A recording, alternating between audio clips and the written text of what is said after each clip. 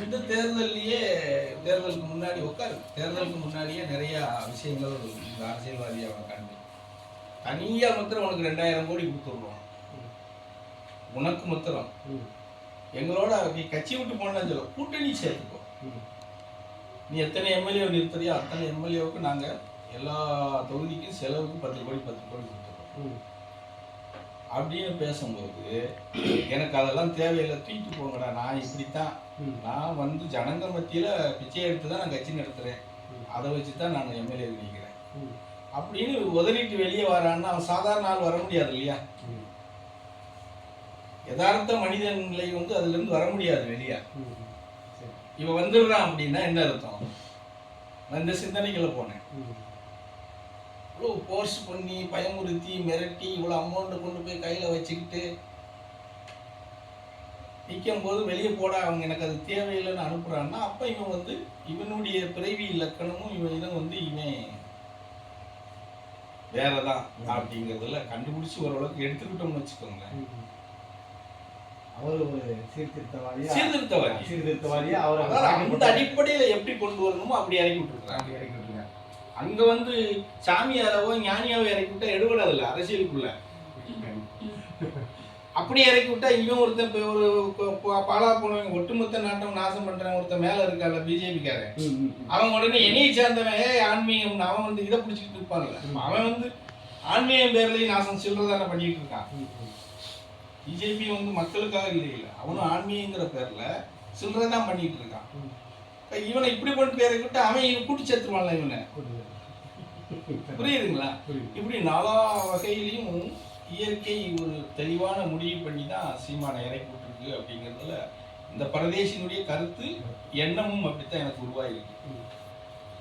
சரி ரைட், வெற்றியா வாப்பா, அவன் உண்மையானவன் ஜெயிக்கிறதுக்கு கொஞ்சம் நாளா இருக்குங்களா?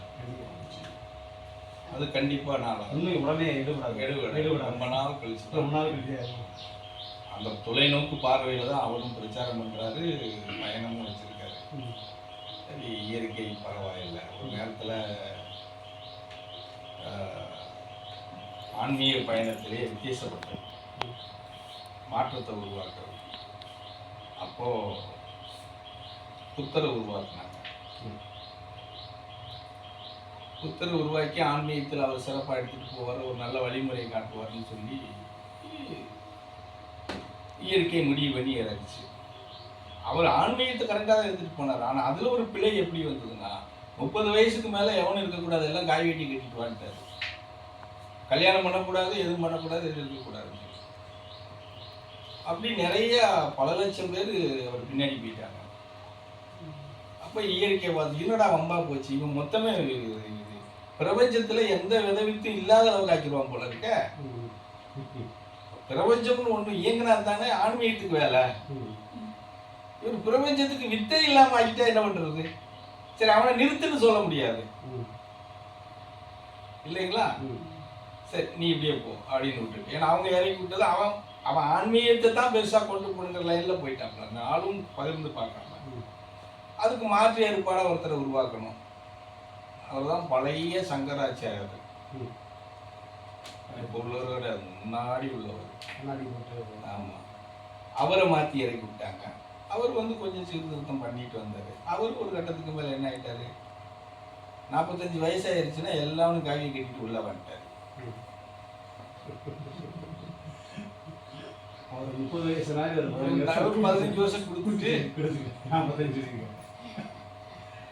இப்படி ஒவ்வொரு மாற்றத்தும் உருவாக்குறாங்க, உருவாக்கித்தான் வராங்க. அது வந்து செயல்படுதான கொஞ்சம் செயல்படுது, அவங்களுக்கு தகுந்த அந்த வேகத்துக்கு தகுந்த மாதிரி போயிடுறாங்க. புரியுதுங்களா? அப்படியே வந்துச்சு. அப்புறம் சில மகான்கள் மூலயமா சில ஆளுகளை உருவாக்கி விட்டாங்க. இயற்கை உருவாக்குறதுக்கு போல என்னைய சாமி எப்படி இந்த பிரதேசி உருவாக்கி விட்டுருக்காங்களோ இப்படி ஒரு சிலரை உருவாக்கி விட்டாங்க. அவங்களும் கொஞ்ச நேரம் வந்து அப்படி இப்படியும் ஓடிக்கிட்டு தெரிஞ்சாங்க. கடைசியில் ஜனங்களோட ஒட்டுமொத்தமாக கை ஓட்டுட்டாங்க. அதில் யாருன்னா நம்ம புட்டபர்த்தி பம்பையா வருவான்ல, அவனை ஒரு சொல்லலாம். சரிங்களா? மக்களோட மக்களாக கலந்துட்டு அவனும் பீஸ் போன ஓட்டு மாதிரி ஆகிட்டான். அதுக்கு பின்னாடி தான் ஒரு உருப்படியான ஒருத்தர் நல்லா வந்துட்டு போயிட்டு இருக்கான்னு நான் அந்த பரதேசெல்லாம் கொஞ்சம் பெருமைப்பட்டிருக்கேன். நித்யானந்தா ஏன்னா குழந்தை பருவத்தில் இருந்து அவன் எடுத்துட்டு வர்றதுனால ஒரு ஆன்மீக மாற்றத்தை சிறப்பாக கொண்டு போவான் அப்படின்னு நினச்சிட்டு இருக்கோம். அவனும் நல்ல ஒரு பிக்ஸுக்கு வரும்போது அவனுக்கு கவனிச்சிட்டாங்க. புரியுதுங்களா? வா நீ இதுக்கு இமயமலைக்கு வா, உனக்கு இன்னும் இதை விட அருமையான விஷயம்லாம் கற்றுக்குவேன்னு சொல்லி கூட்டிகிட்டு போய் அங்கே போய் 3 மாதம் 6 மாதம் தங்குனா. நாங்கள் முடிவேன் ரைட்டு ஜோலி முடிஞ்சாங்க இவன் ஆன்மீக பயணத்துக்கு உகந்தவனா இருக்க மாட்டான் அப்படின்னு நாங்கள்லாம் முடிவு பண்ணோம். அதுதான் நடந்துச்சு. புரியுதுங்களா? அப்படி அவன் மண்ணா போயிட்டான். இப்படி ஒவ்வொருத்தருமா ஒன்று ஒன்றா போய்கிட்டு இருக்கிறாங்க. இனி அடுத்து எவன் வந்து அந்த அளவுக்கு எவன் வாராங்கிறத பார்க்கணும். அந்த போர்ட்ஸ் அவர் அந்த அளவுக்கு வர்றதுக்கு பதிலாக தான் விஷயமா வந்திருக்காருன்னு நான் யோசிக்கிறேன். மக்களை தானே சீர்திருத்தம் பண்ணணும், தேசத்தை தானே பாதுகாக்கணும். அது அந்த ரீதியில போயிடலாமே. இப்படி விடும்போது இந்த அரசியல்வாதிகளை இப்படி கோர்த்துட்டு போய் நித்யானந்தாவை பாழாக்குற மாதிரி பாழாக்கிறாங்க இல்லையா? அப்ப அதுக்குள்ளேயே இறக்கிறாங்க அப்படிங்கிறது தான் இந்த பரதேசி கணக்கு போடுறேன். அதுக்குள்ளேயே நேரடியா இறக்கிடுவோம். வெளியில இறக்கி விட்டா தானே இவங்க எப்படியாவது ஒரு தடவை ஏமாத்தி பண்ணிடுறாங்க. அதுக்குள்ளேயே இறக்கி விடுவோம் இறக்கி விட்டுருக்காங்க அப்படிங்கிறது தான் இந்த பரதேசியோட பார்வையும் அப்படித்தான், எண்ணமும் அப்படித்தான். நடக்கட்டும். உண்மை அதுதான் சார். அதை உணர்றதுன்னா ஆன்மீகவாதி. அதை உணர தவறிட்டா நம்மளும் கூட மற்றவங்க பேசுகிற மாதிரி நம்மளும் பேசிட்டு இருப்போம் இல்லையா?